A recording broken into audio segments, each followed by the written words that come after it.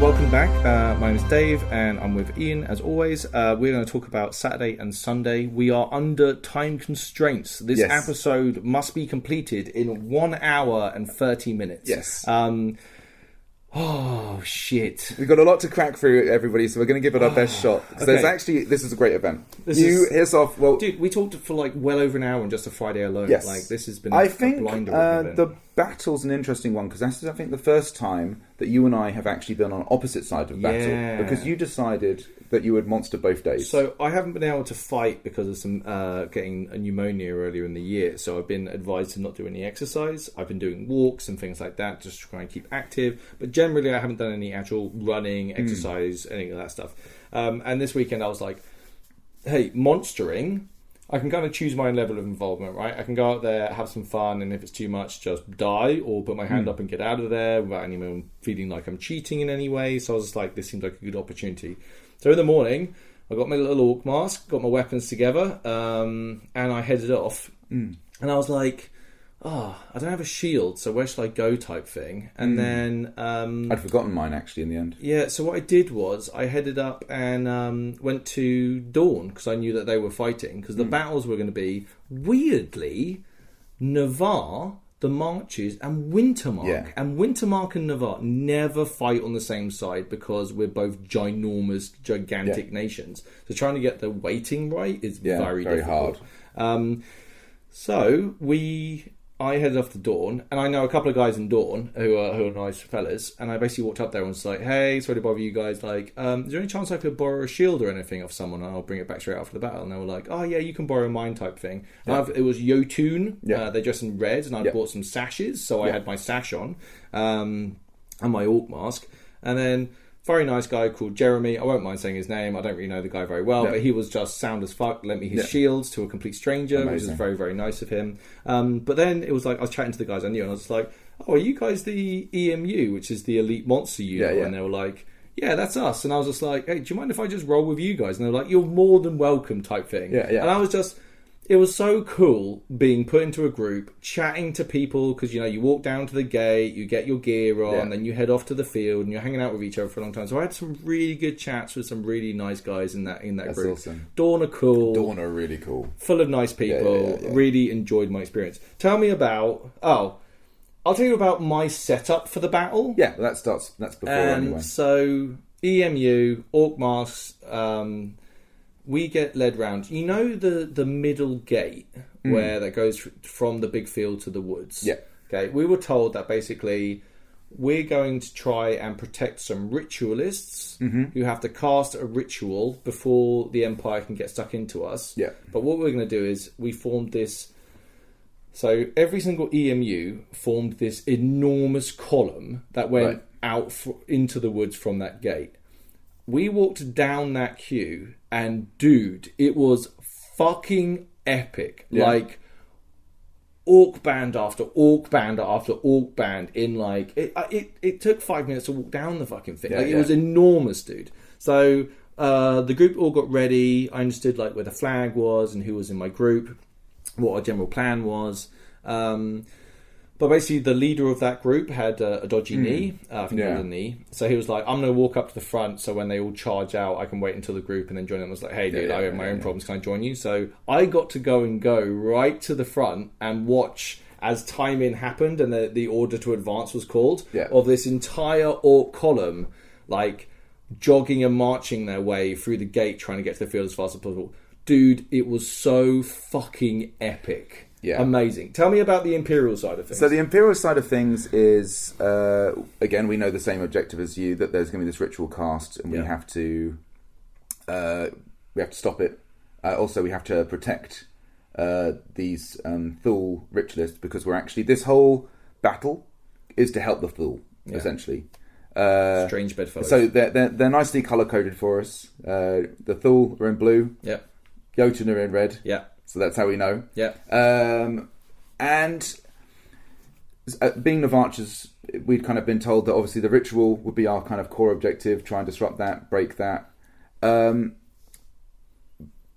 thing is, I think there's a lot of getting through the gate, which is just the Sentinel Gate, and getting all the armies through takes time. Yeah. And the order in which people go through the gate is often quite confusing, and there's a lot of like. And once you're on the field, you also have to like disperse into your various groups and organise from like that moment when you get through the gate and get through the sentinel stones on the other side is actually very. You have to deploy immediately, right? It's like essentially deploying from what we would call it like a 5 meter wide entranceway, maybe. Yeah, and you've got hundreds of people streaming through it. The orcs had 3 points of advance. I was one of them. Yeah. And everyone was ready to go in a column and ready to know what they were doing and just charge straight through. We were also significantly closer to the fort than the Imperial forces were. We were always going to win that race. It was like, to be honest with you, the battle itself, from my perspective, went very, very well. Yeah. I would say, and I'm not taking this too much as a bad thing, this was personally my weakest command that I've had, because I think I got caught up a little bit too much on actually destroying the enemy rather than destroying or hunting the target and destroying the target like we were supposed to. Totally. You are not the first Imperial citizen to do that, that's for sure. Which is... all my people came home. It was fine. Like, we actually did really well throughout the whole battle. It was great. And also, fuck the fool, right? Yeah. Like, I actually didn't... The other thing is, I think... I didn't really care too much about the objective. Even though it was like an important objective and all of those things, I think that there was generally a vibe of like, I'm not losing too many of my people for this. Yeah. So it was a hard one. Also, to be honest with you, I got the vibe that because of how slow we were through, Navarre were kind of further at the back. By the time we got through, I have a feeling the ritual was probably almost completed. The ritual was done... Well, okay... I went through, me and my Dornish EMU unit set it up. We were on the field side, but right next to the trees. Yeah. Okay, on that side. So your centre probably could be if you were talking about. So I saw some movement go through. It looked at one stage like the people in the woods were about to go around and flank round and do a whole bunch of damage. They were intercepted by somebody, and there was a huge fight in there. Yeah. As that developed. That kept on developing. My forces in the centre did the whole move forward, move back, a little bit of movement here and there kind of like holds up the Imperial line, and that was the entire point, right? Just to kind of make people think twice about it. Once the Imperial forces engaged, I was versus Wintermark in the centre. Few heavy hits with some polearms. Lads, we're all having a good time, okay? But levering's a thing. You can hit people really hard with even this weapon. Just try and go easy, boys. Do you know what I mean? Like, we're people too. Anyway, we get into it with them, have a bit of a fight. I kind of get caught up in the trees a little bit. I had I'm Unstoppable or whatever. I didn't use it because I got mashed into the woods. They let me leave there, which was nice of them. Then I got into another fight. Again, got mashed into the trees a little bit. I got hit enough times, went down and decided that it wasn't really safe for me to pop out the Jack-in-the-Box again and try and fight. So at that stage, the big line fight happening, I start making my way back to the respawn. I go back there. This is very early. I'm talking within the first 6 or 7 minutes I go down in the fight. I walk back. There's a small trickle. Yeah. And then it turns into a deluge of like whole units are getting wiped. So we're on the right hand side. I'm with Brenos Larkin briefly as well, and we were on the far right hand side. Brenos was field commander, right? Yeah, he was field commander. I was just trying to push one flank as hard as possible and just like overloading basically Navarch's on the right hand flank because I saw it was a bit lighter, and that's just naturally how we'd run through the gate anyway. So it's like I think the orcs were stronger on the left and in the centre and a lot weaker on the right. So we just pushed really hard there and we were rolling really quickly. I really wanted to turn that wing and then basically flush down and clear it all out. Yeah. Which was working quite effectively. The problem we had was there were 3 separate sort of safety issues where things had to be stopped. Like a man down issue. I'm not sure what happened because I never saw the actual instance, but whatever it is, I don't mind what it is. Obviously, safety first. But it was always at the point where we were really pushing forward. And actually, once it happened in our favour when they were pushing back against us. But essentially 4 separate stoppages actually breaks the battle up, the rhythm of the Battle of Fairway, which wasn't particularly especially negative. if you're under a time limit, right? That was the problem, right? I think the ritual took 10 minutes to cast. Yeah. Which I don't mind any It's of fine. this, by It's the part way. of the game. It's part of the game. It was like, we were trying to push really fast, we were pushing really fast, and I can see how that causes safety issues, because we were really breaking lines very quickly on that right-hand side, and that was having a natural effect into the centre, and then basically by the time we did a full wrap round on the right, I didn't even get to go to the left, because everything had been absolutely sort of surrounded and wiped. The at that whole point. line was rolled, right? Like really fast. As a battle strategy, it absolutely worked. I struggle to see, with just the deployment speed onto the field, how I could have moved quicker to get to the ritual to stop it without.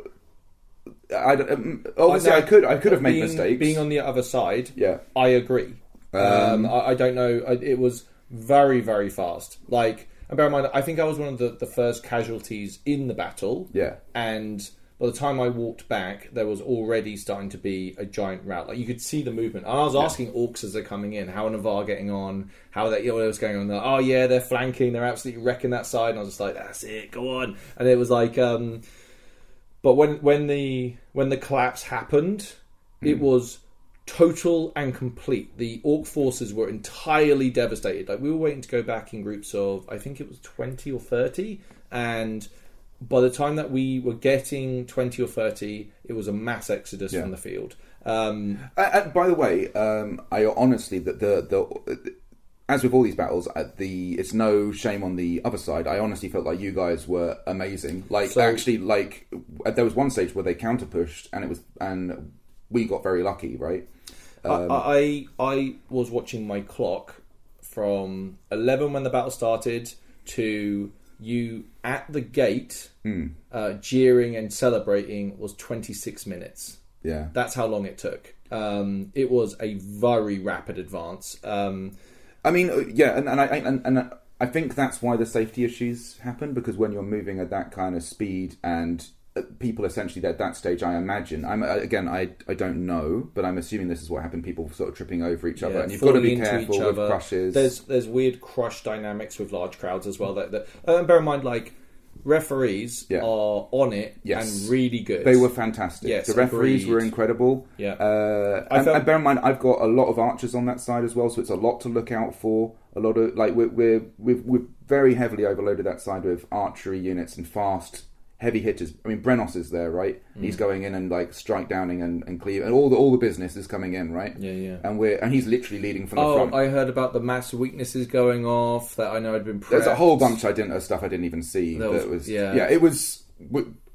We hit really hard on the right. So I think the forces who were on the right, it was nothing that you did wrong. It was just a question of, like, you were lighter in numbers, and we had overloaded that side and just wrapped it, essentially. Yeah, it was a perfect weapon in that stage, right? Like, really good fight. It was great. I had a great time. I had a really good time as well. I think a lot of people did as well. It was almost a shame it was so quick. And that sounds terrible to say, but I mean, like, I think everybody would maybe have enjoyed more. I don't know, but it was great. It was great. It's just the ritual side of things was kind of very strange, because obviously at one point I got told where they might be, and we moved as quick as we could to get there. Yeah, but which is fine. That's just the way these things go. I think, but it's important to know. Dude, we're not meant to win every fucking battle we go on, right? And I think also that the difficulty level of battles are not all equal. No, right, and that's the other thing to be aware. Like,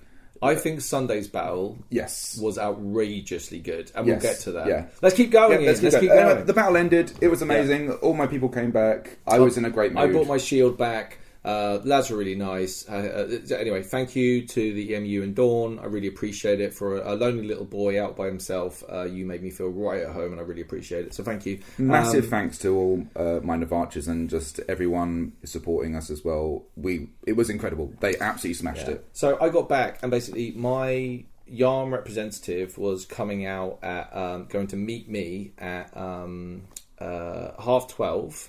Now, annoyingly, so this isn't annoyingly, that's the wrong word. Yeah. I was leaving, walking back to Dawn, and I saw some people who I know, who I will remain nameless because I might jeopardise things, talking to this Yarm representative, and they beckoned me over, and they were like, I was like, sorry guys, I'm kind of not really here, you know, because I'm got my alt mask in hand, I'm wearing I'm out of character, and they were like, oh cool, but I stupidly said, I just quickly introduced myself, and they were like, oh, I'll see you at the Imperial offices later, because I'm an idiot and full of adrenaline. And it was actually meant to be meeting at the hub.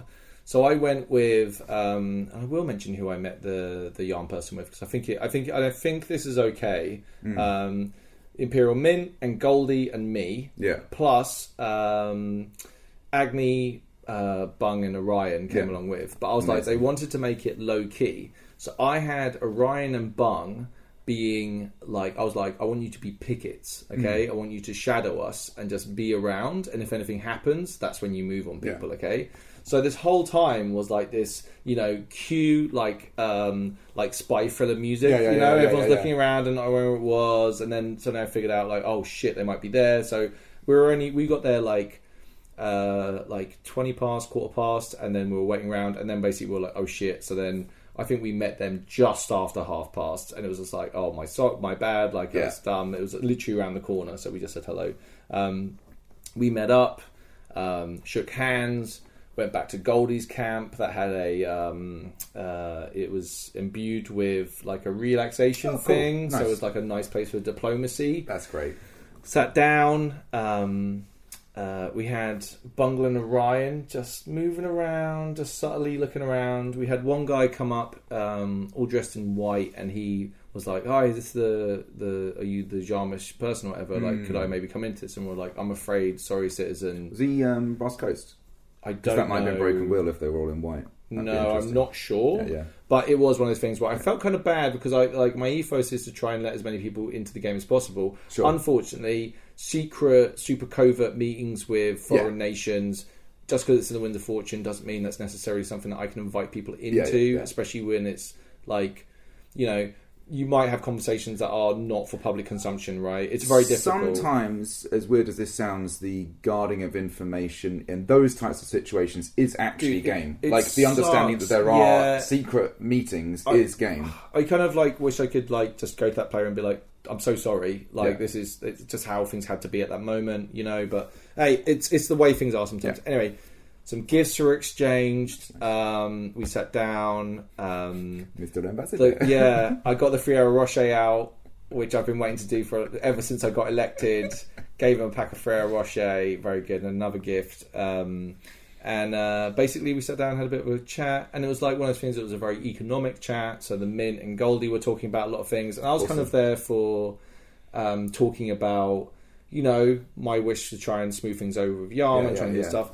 There was lots of conversation I can't go into right now because it's still extremely active game, right? Very live game. But dude, so happy to sit down with an NPC and actually be able to have because all my communication with Yarm has just been one way, which has just been me trying to figure out how to communicate with them, and then being battered in the Winds of War or Winds of Fortune. Okay, well, not necessarily, but like it's a bit more complicated than that, but. It was so nice. Also, there were a couple of little things that he said, that were like so interesting. And I don't know whether it's like an NPC saying this or not. I didn't mention it in my letter at the end of the weekend because I'm not banging that point. But there seemed to be a changing in... Because bear in mind, I emailed PD a year ago about slavery in Yarm, and basically I was told this is a non-starter, forget about it. But there was some stuff in that conversation that were like looking at different ways of approaching things and different solutions to problems, and I was like, oh my god, if this could be a thing, amazing, right? Like really interesting. Anyway, I can't go into that too much, but all I can say is well played by the NPC. It must be a lot of pressure to go out as an NPC. And like you must just get like fired a brief at you, and you have to go out and do it. It's my whole job thinking about Yarm. Yeah. So the questions I can ask, I didn't hit too many of those because I don't want to be that guy. Yeah. But also like when I'm talking, it's like also he says something, I take it too much on board, and then there's loads of stuff to do with this, right? So it's complicated, but all in all, really cool conversation.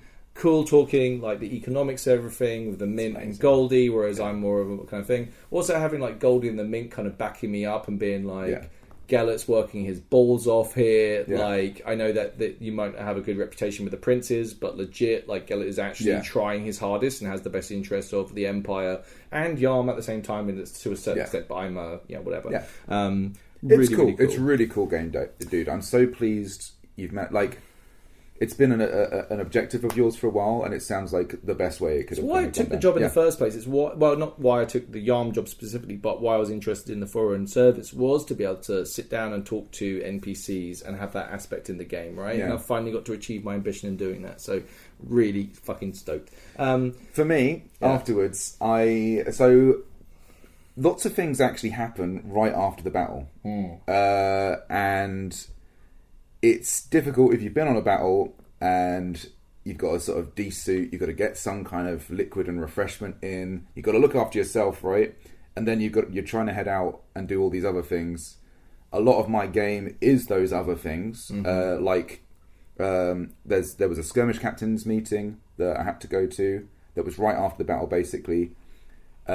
Obviously, the battle kind of finished earlier, which made things easier, but it also meant that I was kind of waiting around for the skirmish captains meeting to start, because we'd arranged it to be later because the battle, we assumed, would be longer. So I was waiting around for that, and then I knew that the Looking Glass was going to take place, and I wanted to try and get to that. Yeah. But that all means changing and doing all the things, like the logistics and looking of it fancy, is a lot, right? Yeah, and I'm like fresh from the battlefield, all that kind of stuff. Looking Glass is a magazine. Yeah, like paper, a fashion magazine, essentially. A fashion one, yeah. And basically, everyone queues up to go and buy a copy of it and just introduce yourself and just hang around with other fashionable people, or fashionista people, I suppose would be the way of phrasing it. It's a lot of fun, but not my scene, but yeah. So we have the skirmish meeting. That was really, really good. It was the first one we kind of done. Everyone was knackered, but it was just a good point to touch base and sort of introduce people again. And I think this is just getting people. I've said it before, and I'll keep banging the drum. Just get people to meet people. Not only does it spread game, but it genuinely improves. Like having more people aware of more things and involved in more things means that the nation as a whole is more prepared for all the things. Yeah. And having those lines of communications, having other people, which is the objective, really, to go on skirmishes and lead skirmishes and be seconds and so on. The amount of time that you have, like, we've got this problem. Oh, I know a guy in that nation that does that, right? Like, these sort of contacts are so good. Those simple things really help massively. This was the first one, so a lot of it was just sort of setting up the ground basics for that. One of the big things that happened was we had a big skirmish at 5:30 that Silver was going to go on and basically lead the Navarcha sort of skirmish line going into that, and it was basically rustling up people, and took all of that on fantastically. We'll get to maybe that skirmish later and the after effects of it. But after that, I went off to the Looking Glass to go and do all my fancy stuff. That was a lot of fun. Queuing up to go into the Looking Glass and just talking to people in the queue, fan out, coconut cup out, just bubbles. Gold leaf on everything. Just getting up to the queue and buying the copy, and like all three of the ladies who run the Looking Glass are absolutely incredible, and like the excitement they had talking to me and stuff was so fun. Like because it's a lot sometimes to do that kind of stuff, and like they're excited to see everyone. They're excited to see you and stuff. It like, you kind of raise to each other's levels and a lot of this kind of stuff. So I'm like strutting around doing a spin. Like they want to like look at the inside of the cloak that's got all this wonderful design that Andy from Armchair Armories had done for me. So it was really nice to be able to show off all of that as well. And I've got like the full regalia kind of on and stuff. And I was like, I was really enjoying it. That was loads of fun. I was like, okay, I'll go and do a bubble performance for you guys if you'd like as well. So I went off and got some bubbles, set up a whole thing, did that. It was really nice to sort of give bubbles out for prosperity prices and, just make bubbles and stuff and do like a big whole kind of live performance thing. The kids loved it. It was cool. I always hear about this, that like the kids absolutely love the bubbles, right? Yeah. Like you hand out little bubble blowers as well to the... It was lovely. Also, like people come along, like the Crimson Reapers came along, they had a go and stuff. It was nice, sorry. It's just really nice just to have people. And actually, I'm not a very good salesperson. Like it's something I kind of struggle with a little bit. Like I'm always you're very good at this, but like so I'm just like prosperity prices, whatever you fancy. And actually, like this time, people were really generous, and I got like some pretty good coin for me, which is not a lot of coin, by the way, but some pretty good coin for me, and that was really fun. So yeah, that was all really nice. And then did that, headed back. After that, it was just essentially more going around trying to muster up military units and just having a really good time. We went over to I had a meeting at 3, but we headed over. I bumped into you at that stage, I think, and we headed over to Goldie's camp, and we had a bit of a sit down. And it was nice to not have a reason to be there and just chill with some League folk and have a good time.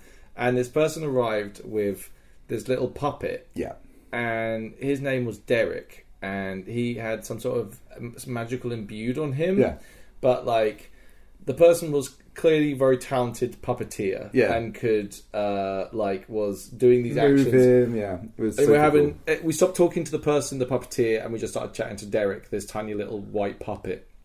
And Derek is up to some naughty shit, right? Like, he's a very sus little puppet, right? Yeah. Like, there was a dead body found, and like a badge that says like Derek is the best or something was found next to it, and then the person was strangled with tiny little hands. That's amazing. There was another story about how I think Bungle said that they bumped into Derek the next day, and Derek had like a chain on, like a big gold chain on, and they were like, "Where did you get the chain from?" I don't know. I just left him out last night, and in the morning he'd come back with this chain. I don't know where he got it. Right? Like, it's so cool. And there's this puppeteers, really cool. Like, what I love is all of that kind of wacky play. It might be, that's the kind of what I enjoy, and I guess what I'm kind of doing in my game as well. It doesn't all have to. I know it's not all strictly necessarily on brief or whatever. It doesn't really matter. It's just fun, right? There's a lot of fun performance art stuff that's really cool. I ping pong around on stuff. I can usually. It's a bit like, I can spot it when I see it. Right, some stuff is OTT and not on brief and too silly. Other stuff is really nice and complementing into a fully fleshed out, interesting world. Also, it's all subjective and individual taste, and and I'm very aware of that. Yeah, right? Some things are for you, and some things aren't. Some things that you're happy with and you enjoy being in the world, other people wouldn't be. Yes. And it's fine. Everyone's very respectful. Yeah, really interesting. Then I went to 3 o'clock. I went to a meeting with the Spy Master and his crew in the marches. Spy Master was late, but our friend in our banner, Kaduk, who's a good friend of mine, was there, and it was really fun being a diplomat going to a spy meeting and like having a bit of a chat. Like, I had Orion and Bung sitting on the table behind me, just kind of like, I always have shadows now, which is really, really nice. But it was like, we're chatting, find out a few things that's happening with Yarm, a few other things that's happening in other nations, generally what they're doing. I gave all the spies like a Yarm briefing. I was literally like, here is what's happening. Here's who our Yarm are. Yeah. Here's what I've been up to. This is where we're at diplomatically at the moment. And this is where I see things going in the future. Yeah. And it's really nice, like, being that kind of, like, diplomat briefing the spy networks for them to kind of do it. Now, to have a spy network, you have to set one up. I think it costs money to do that. Yeah. Then you have to have military units look after those spy networks. Yeah. And you get nothing for doing it. I know the Spy Master handed out a bit of coin to my boys just to thank them for the time, which was nice. But it was one of those things that was like, it was really fun chatting to them. I have a pretty good working relationship with the Spy Master. Like, he's a good lad. I like how hard he plays the game. Yeah. He's like, if you're the Spy Master, you're going to be a bit. Mate, he's really fun. Bit shady, right? He's really fun. Yeah. Like, he's a man who will call bullshit right to your face, and he's a battling guy. But he likes me because, like, I think about things on a significantly more nuanced level than black and white, which I think a lot of people can do. I'm not saying that's the wrong way to play the game, but it's a bit the repercussions for viewing the world as right and wrong, and there's only. Well, what the fuck are we playing the game for, right? Like, there's got to be some more nuance to our actions, otherwise we might as well just get rid of half the hats and then just go to war with the entire rest of the other nations, right? It's really boring and kind of like one-dimensional. The really good stuff is like when everything can kind of be explored and manipulated and understood, and there's different games we can play within that are really good. And that's what I enjoy about the Diplomatic game. Oh man, we have a fella in our group. Oh, yeah. This is the guy who we'll just call him Pretty Boy. But he fell in love with a Dornish lady. Yeah. There was a big hubbub where he got called out to the Glory Square. That was amazing. Yeah. We all went along. Loads of fun stuff to do with this. Really nice and romantic and really good. This lady in Dawn died in the battle, and it was heartbreaking. Yeah. But Pretty Boy has decided that he's going to try and join Dawn. And to join Dawn, he basically has to jump through hoops and have a is it a test of mettle or a test of ardor? I think it's mettle, isn't it? I think it's test of mettle, yeah. So he was told you have to bring 5 generals, and then he will fight alongside 4 earls against those 5 generals. Yes, which is that's a lot. Logistically, doing that, by the way, is actually quite an ask to get. I mean, generals are busy people. So are these leaders of the houses, right? Yeah, they're all busy. But he did it. Yeah, he fucking did it. What was great was there was some confusion, I think, and one of the generals hadn't turned up, and I saw Nicasia, who I know is obviously as any general. I was like, and at this stage, he's like running off into the Navarre woods to try and find anyone he can, any of the other generals who is kind of there to kind of come in, like to stand in. But I see Nicasia, and I'm like, and she's on a completely different business. I'm like, how do you feel about stepping in and doing this if we need you? She was totally up for it. Yeah. And I was like, and then I had to run up to you because she was like, she didn't have a weapon. She uses like a rod, and I knew you had a rod. I was like, if needs be, can we give your rod, which is a beautiful weapon, by the way. It is. My rod is beautiful. Yeah. To Nicasia, so she can fight. In the end, that wasn't required because everything worked out. But it was just so cool to just see this kind of.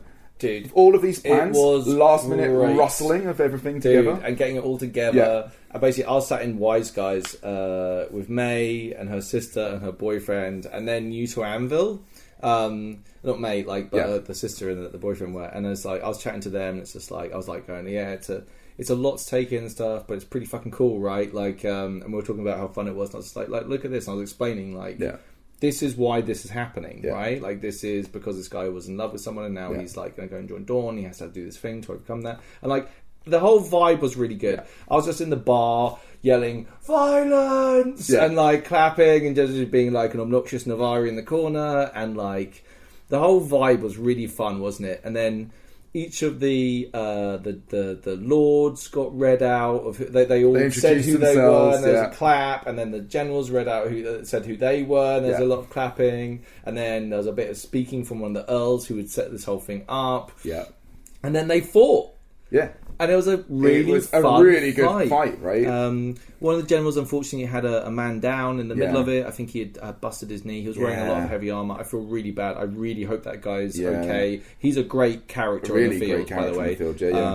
But like, really sucks to see a man down. I really hope that it's not too serious. If you're in pain right now, buddy, sorry. I really hope the recovery's fast for you. He's one of the marchers, wasn't he? Yeah. Actually, I should, going back to the battle earlier, the marchers were incredible in the battle. Marchers, they're always incredible, in fact, the way. If we were going to have Nation of the Summit, I would say Marchers. They're so good. Because we had loads of stuff in the bars, we had loads of cool contacts with people. Oh my god, all the spicy stuff in the Senate that happened on Saturday night. There's a lot. There's so much stuff. Yeah, Marchers is cool. But the Test of Mettle, he didn't have to win. It was just setting the thing up and to show that he could fight, and they did it, and it was really wholesome and he did win. Really great. He did, yeah. That was great.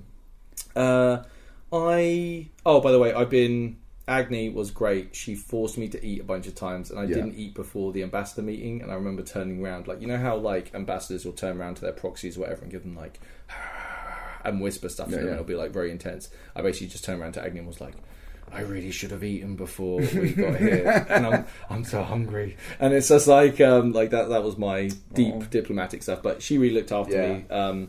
And so did Bung, actually. Bung was... I forgot my card. Anyway, I'm dragging... We don't No, have no. How are we going? 35 minutes we're in. Okay, let's keep going. So one of the other things I want to really quickly on after the test of metal, I know this is an addition to add last minute, the Orcs came round and did a thing in the Glory Square afterwards, and they were basically like, they're celebrating 60 years of the Orcs being free and being freed by Dornish nobles, and like basically it was an opportunity for everyone to come in and talk. It was really cool to hit on it briefly. I really loved hearing all the stories and the stuff that people had to say. The Orcs carried like so much weight on all of that stuff, and it was really, really impressive to see the game and how respectful everything was. You sent an Orc over to me. Yeah. I didn't fully understand why you'd sent them over to me. Just because they were talking about sort of slavery, and I thought that like you'd be a good person to talk about like the current state of play with slavery in the modern world. Right? Luckily, like I'm like.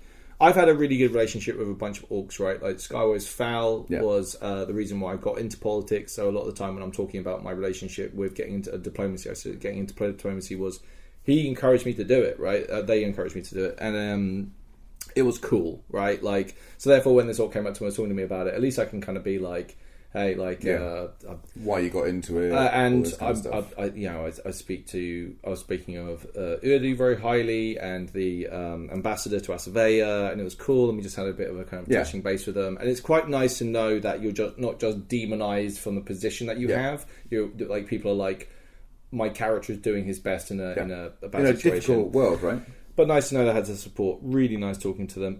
So you went off and had a nap? I had a little nappy nap. Oh, good for you. I partied pretty hard on the Friday and we weren't getting much sleep, so I went back and had a nap. But unfortunately, I missed the rabbit racing, which was held in the market. Oh, wow. Yeah, it sounded awesome. I didn't see this. Yeah. So basically, I think they lay it out like there are actual rabbits, and it's basically, you know, that game where you have a deck of cards, and when you turn the cards over, the different suits move the different things. That's amazing. Yeah. So it's all completely fair, but the way they make money off it is by you can name or sponsor a hare. So they were like, so for example, it could be like, I would like to sponsor the number 3 rabbit. It Talus is a fancy pants, right? Yeah. So every time that they go, and Talus is a fancy pants is leading up here type thing, and cool. blah, blah, blah. So there was a lot of shade being thrown out. So people were dropping huge amounts of cash just to dick over other people that were watching and be like, I'll give you an extra crown if you say it more than the others. Do you know what I mean? That's cool. I'm so glad I missed it. I really want to go next. There's so much amazing stuff they've done with that space. Because they've made a nice kind of corridor space. I mean, you got to think we had the fashion show there last time. Obviously, stuff like this time. It's a really wonderful environment. Yeah, the Sparrow stage. Really cool. Really cool. So I woke up. Food was supposed to be at 7 at the camp. That got delayed for whatever reason. Fortunately, Tom and Caitlin and their striding had some chili, and were like, have some chili, and I sat down with them. The chili was good, but really nice getting some food in me. Also had some good chats around that table. There's one guy there talking about how he had come in with like maybe the wrong impression of Empire, had bought some fairly unpractical items and some clothing that wasn't quite right. And it was just like, talking about like, hey, by the way, like, we were rubbish at this, but like, highly recommend reading the wiki and learning from this. Basically, it's very hard for a person who, I'm going to go to Empire on Thursday and then going on the Friday, right? Like, very difficult. One thing I had was the skirmish that I spoke about earlier that Silver was rusting people up for. As with a bunch of skirmishes throughout the whole thing, went very badly. And like there was a whole bunch of losses and stuff. So it was like I was kind of going around just checking in, finding out about that, and then essentially going and just sort of sitting with everybody and just sort of, because it's the kind of the first loss that we've really had. As we've had a whole run of successes or partial successes, and it's just like because he's worked really, really hard. I just wanted to sort of check in and make sure that he took it in the best way. But it was just the skirmish go badly? The skirmish went badly, we lost a whole bunch of people. But, it was cool. Skirmishes are deadly. Yeah, they are deadly, and that's just how it goes. Like, sometimes you lose, right? And it's just... and it's not necessarily... No. Look, you learn more from the losses sometimes. Yeah, it's also like there was... I've heard there was a whole bunch of people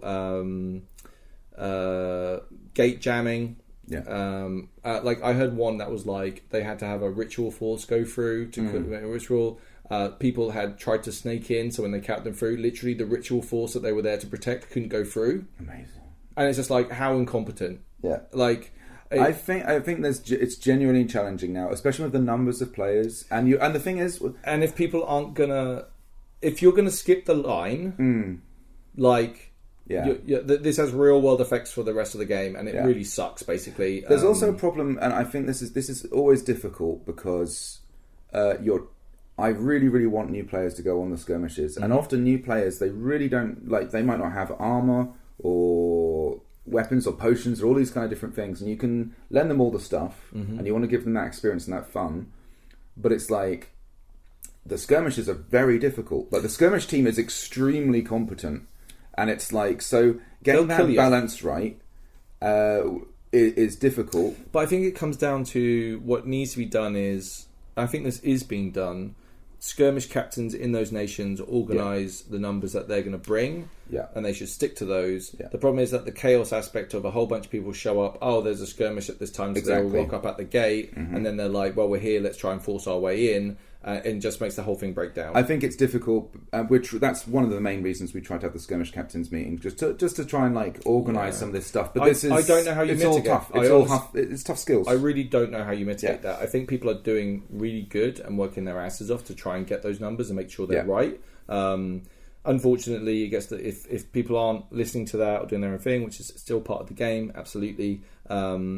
I don't know. I'm not heavily involved in any of that because I don't really go on any skirmishes anymore. Yeah. But I've heard a lot of people being quite frustrated about it. So yeah, I mean, I think it's just the nature of the beast, really. When you've got that many people who all want to do the thing, it's going to be tough. But we'll do our best. We're trying to improve. So I hope everyone out there's having fun and getting to go on the skirmishes they want to go on. I'm very sorry if you ever don't for any reason. We are genuinely trying. Everyone who's trying to sort of deal with skirmishes and stuff, it's tough. It's really tough. So I heard rumours about what happened in Senate on Saturday night. I don't know whether you heard about this. So this is all very unsolicited. Okay. So, we went to war with Asavea. This either happened on Friday or Saturday, where there were literal trumpets being manifest. You spoke about this earlier. Yeah, and that sounded cool. So we declared war on them because it's a two-way street. You have to declare war on each other. It's only polite when someone declares war on you to declare war on them. Yeah.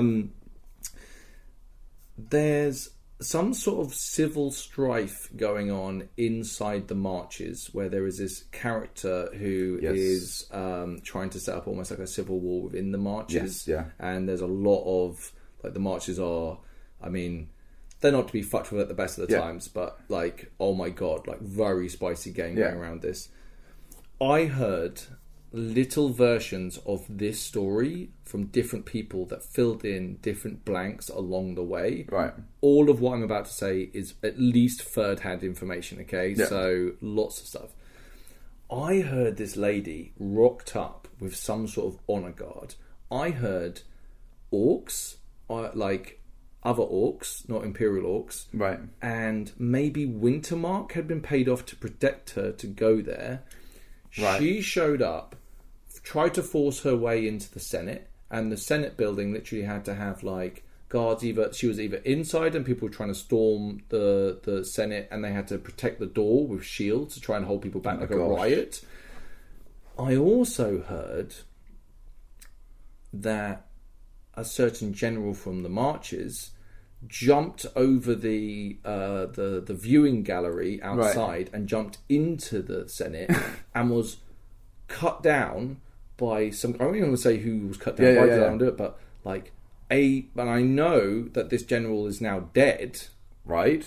So who knows what happened? Fucking holy caramba! Like I can hear this yelling and shouting from a distance. Right? Did you hear it? No, I haven't heard anything about this. I heard it from a distance, and it was like something very spicy happened on Saturday night in Senate, basically. I don't know what happened. I might be completely wrong in everything I just said. All I know is I'm pretty sure the Marcher General is dead, who was a very loved character, a really cool guy. That's huge. Yes. What that means for everything else and which parties were involved and why is another thing where I'm like, oh my god, this is one of those massively huge RP moments that will have repercussions for a long time. There's a whole bunch of stuff like that that's been happening, and you can often miss out on these massive. I mean, look at the orcs last time picketing the thing or not going on the battle. Yeah, there's massive events that occur sometimes. Huge events, Anyway, gambling. Yeah, so I'm off at this point, having a really, really good time. Like I've done all the business I need to do at this stage, right? All my I have ticked all the boxes. From now on, Talis is in full party mode, right? So I go around and go to Varushka. There's Rusty Compass are there. They literally get their guitars hallowed and with like names given to them. Like one of them was called like Chop the Wood, and another one was called Yes Yes Yes or something. or Varushka Baby. I can't remember. It was so awesome. I had several beverages at this point. Both of us, by the way, this goes for both of us. Both of us had ticked all of our boxes and were there just to party our asses off for the entire night. I'd had a couple of Chardonnays. Yes. I'd been Starbar, Dog End. I'd been Varushka. I had like some wonderful mulled wine there, straight from the fire. Brilliant. I had my fortune read while I was drinking that. That was incredible. Then I went to, and I can't even remember the order all these things happened in. I went to the Blind Eye, and while I'm there, I sit down. Benno's there, right? Crimson Reapers are there, and this gentleman has this dice game. But also, as I go out to get a beverage, they have some smut available for purchase. But I can't afford said smut, right? Which is important to hold in mind. But I'm like, okay, if you're a smut writer, let me tell you about a thing that you might be interested in donating some smut to. Yeah.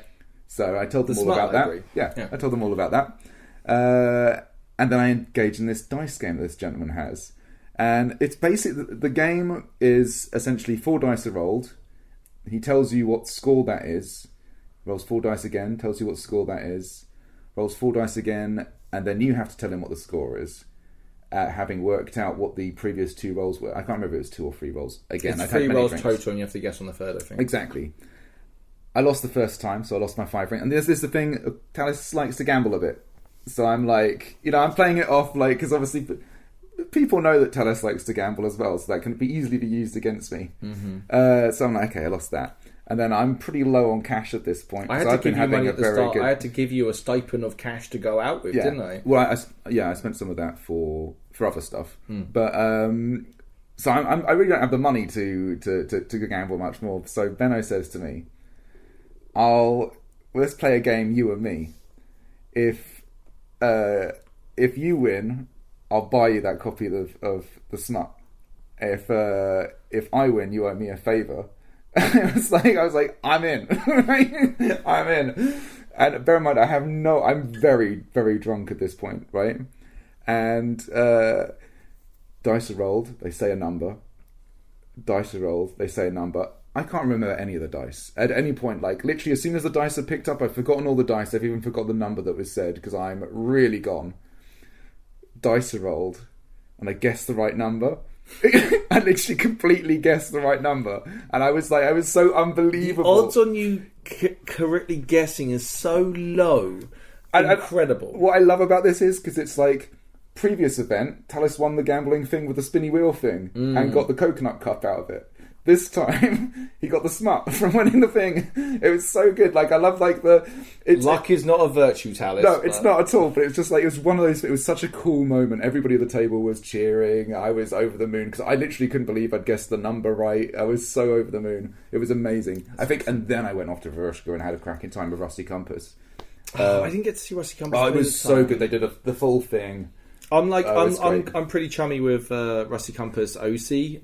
So usually I hang out with them on the Thursday, along with May and a few other people. And I really like them, but I never get to see them in the field. Yeah. I'd love to have enough money to pay for them to come over to our camp or something. I'd have to. Yeah, hey, I can probably have a conversation. It'd be amazing. But the we walked around. I went to Wise Guys that evening as well, and we sat next to Brad, who's in Navarre now, and I recognised the lady he was talking to as she's a proxy for another ambassador. Oh, nice. And so I just basically touched base with her and was having a bit of a conversation about it. and she was running for election on the Saturday, so this must have been the Friday actually. But really nice. Those little interactions is what makes me happy. So like, really nice having that conversation. Really nice section base. But yeah, anyway, we carry on touring around a little bit more. We go to Embercast. Yes. Yeah. And they were hanging out, and I'm basically just come by just to hang out. I was there to speak to the Cardinal of Vigilance. Mm-hmm. I'm thinking about getting dedicated to Vigilance because it's my whole thing. I like the idea of having the Cardinal do it because me and him are very good. We have a good working relationship. He didn't have enough Liao to do it, but it was nice. But while we're there, a couple of songs. And amazing. I mean, you know, when people are just like, listen, pal, like, cut the fucking, you're talented enough. Do you know what I mean? Like, choose your fucking lane, buddy. You're making the rest of us look bad. That Sophie and James both sung songs. They're so talented. It was magical around that campfire. I really like Embercast. Embercast is amazing. I love everything they stand for, all the game they've brought, just the personalities. Inclusive, talented, motivated. Yeah, really get great. Stuff done. Yeah. Tick all the boxes. Then went to Senate nightclub. Well, me and Bung were walking past, and it was really loud coming from there, and I was just like, "What the fuck is that?" And they're like, "Oh, it's Senate Motions." I was like, "That is not Senate Motions, right? That is anarchy going on in there." So then we went in there, and it was just heaving. You had the bastards on the stage type thing, just rocking it. Will Barrow was in there. There's another guy selling cocktails. I know all these people, so I was going around saying hello, doing some shots, having a good time. And at the back of the room, in the gallery, I saw you were there with a whole bunch of the Crimson Reapers and Benno. Went around there, had a bit of a chin wag with all you guys. Fucking amazing. It was right? Great. The thing is, that was but the beginning of my night. Well, I had a couple of Chardonnays, like I said. Yeah. So I ended up taking Ellie's little stick with a skull on the end. I jumped the barrier, jumped under the thing, started a little conga line. Amazing. Just yeah, awesome. You were having a cracking time. I was having a great time. Absolutely partying so hard. I have vague memories from this point on of doing strange random things, like me and Agni, like running away from the rest of the Reapers, giggling like little giggling like little schoolgirls. We ran off to the Boar's Head. Then I met up with Bramble and some other friends from the Waystone Path, and we went off to Dawn and literally the last dregs of like people we could find there, because it's super late at this point. We were like partying there. So I stumbled through Brass Coast, some more partying there, crashed back in at the tent at God knows what hour. Mate, I was really late. I was at least 2:30, 3 o'clock. I stopped into Black Scar for some drinks. Like, we were like on one. You were later than I was. I didn't even remember you coming in, right? I was really late in. Oh, quickly, we'll end this real quick, but then we'll have 2 episodes. We'll break the second one into Sunday, I think. To be very quick. Real quickly, I want to tell you about my dream I had on Friday night. Oh, that's hilarious. So I drank quite a lot on Friday, and I was just like, I fell asleep, and I was having a dream, and it was like a 90s movie, a trailer, and it was like there was in this supermarket, and this one guy put down a porta potty, and his little nerdy guy goes, "Man, it's real good being an alpha. Peeing is alpha," and he gets it, and he starts peeing in this thing, and then this big guy comes up next to me and goes like, "Yeah, peeing is alpha," and he starts peeing in the porta potty, and then I suddenly realise I'm having a dream about peeing, and I'm like, oh my God, no. And I kind of try and force myself to wake up, and I am bussing for the loo. And I'm like, oh my God, how close was I to peeing my little panties and get, I've never happened to me before, but that is, I think, the closest I've ever come.